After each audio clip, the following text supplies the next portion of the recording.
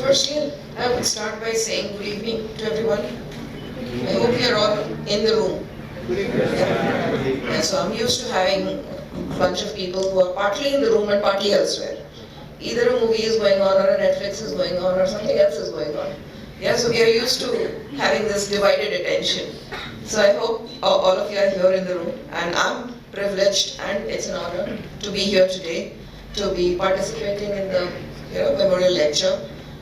It came as a surprise, and I'll be honest about it, saying that a couple of days ago when I was contacted for this, but it's definitely a pleasure to be here, to be amongst all of you and the faculty and esteemed guests here.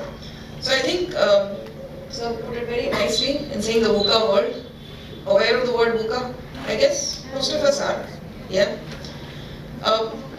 Without getting back into VUCA and what that is, because I'm not going to bore you with a lecture that boring, so I'm going to start with a small thing, saying that in 1982, when Johnson & Johnson, everybody knows, right?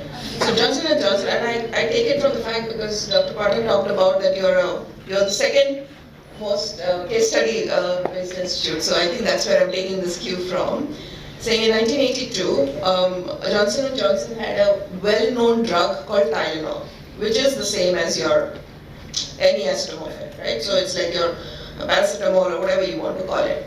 So you may be aware of this one, saying that they were informed by a reporter that there have been some unfortunate fatal deaths because of consumption of Tylenol. This is 1982. A reporter calls in to the media director to ask for comments.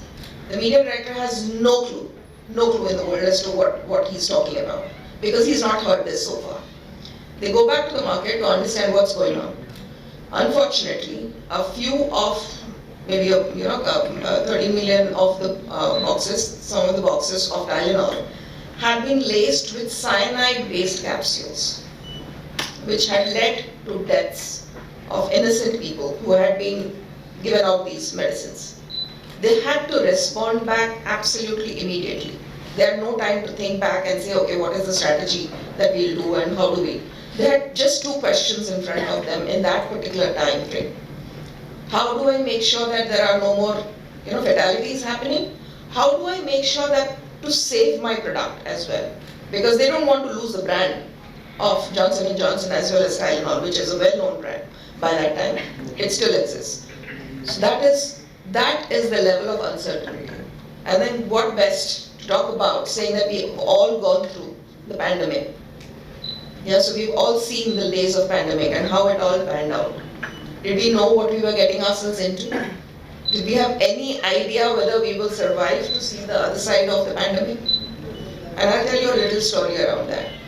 So I think 1st of March is, as an organization, we were still kind of getting the data inputs in terms of what this is, because we have a big counterpart of us in China as well. And there were people who had been traveling to China and who had been coming back, etc. So we had been talking to them and figuring out what is that we should be doing. So we started by looking at our regular corporate level. We'll talk about our BCP, we'll talk about what should we do, what are the various actions that we should be doing and things like that. So this is, we are talking about still the business continuity plan. And on 15th of March is when we are getting together as a team, the entire leadership team of Lexmark, which is in Kolkata, the India headquarters, and deciding what is it that we're going to be doing. Okay, fine. As part of our BCP, we said, okay, let's make sure that everybody has a laptop.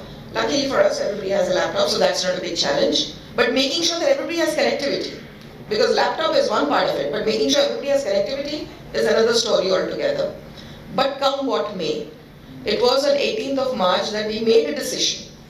Safety is important and first. Delivery will continue to happen. And as a site, as an India site, we made a decision that we will stop coming to work. We will all work from home. This was well before any of the organizations or even India government had actually made that decision. But that decision had to be made then and there. It was as quick as that. Yeah, so that's what we talk about when we talk about leading in the times of crisis. Why am I telling you these stories? You're all going to be finishing off your management education, leading up to becoming leaders, managers in the respective organization. I think it's about making sure that when you get such an occasion, how do you turn it into an opportunity? An opportunity of learning, an opportunity in which you will be able to, show up as a leader, show up for your people. A lot of people may remember that during the time of COVID as well, we had Jacinta Ardern, who was the New Zealand Prime Minister. She was there, she was standing up, and she was talking to people. She had put action plans into place. Why do people remember her? Because she was out there with the people and standing with them and understanding what needs to be done to make sure that the people feel comfortable. That's what we're talking about leading in crisis. Making sure that you're available, making sure that you're communicating clearly, making sure that you stand by your people. So as leaders, when you get to that world out there, I think it's important that you understand, because your generation, I think, is the one generation which is going to get yourself loose in the most uncertain world, in the most volatile, uncertain, ambiguous world that you're getting yourself into. Job market scene, we've all known and we've all seen how it is working out. We've seen how the world is responding, and the various things, the various wars that are happening, and various things, how governments are responding, how companies are responding. Yeah, the layoffs are real, which was not so maybe 5 years down the line ago, or maybe 10 years down ago. But today, that's all real, and that's all real conversations that's happening. So hence, it is very important that you understand that you are going to be out there in a world which is not known, in a territory which is not known. It's not something which you're going to be aware of most of the time. How do you make decisions in those times when you're not aware of what is at stake? What are the various, what are the various things that I need to take into account? What are my data points based on which I'm going to make a decision? Yeah, so that's what we are going to be. I'm going to take a little time and elaborate a little more around that. So suppose, I think I've given you a couple of examples already, and you already know how Zoom kind of made sure that it scaled up overnight almost. Yeah, how Netflix came into being. I think most of you, if you're reading books and if you're reading your case studies, you know the whole Netflix story, how they kind of made sure that they don't die down, the blockbuster doesn't die down, and Netflix came into existence. So it's very important for us as leaders to make sure that we are aware, we are present, we be there to be part of this change. And that's what will be your legacy. That's what people will remember you by. What's the legacy that you're leaving behind as when you're leading in this uncertain world? So some of the tools, I think I'm not going to give you a big lecture around it, but some of the tools that you can obviously look at, I'm sure you all are aware of SWOT analysis. Well known, yeah, nothing new that I'm talking about here. I think the others are McKinsey's 3 horizons, which is respond, recover, and reimagine. Those are the 3 things. Sometimes we also look at very simple, I would say, scenario planning.